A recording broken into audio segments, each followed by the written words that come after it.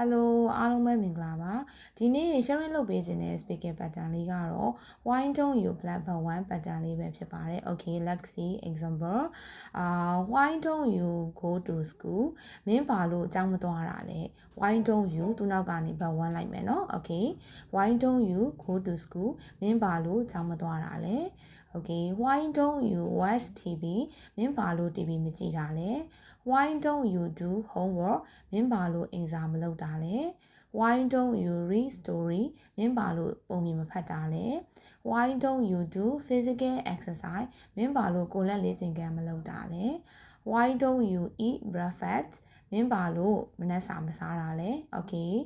why don't you try this one မင်းဘာလို့ဒါကိုမစူးစမ်းတာလဲ why don't you take a rest မင်းဘာလို့အနားမယူတာလဲ okay အဲ့တော့တခုခုကိုဘာကြောင့်မလုပ်တာလဲလို့မေးချင်တဲ့အခါမှာ why don't you black but one pattern လေးကိုသုံးပြီးတော့မေးလို့ရပါတယ် thank you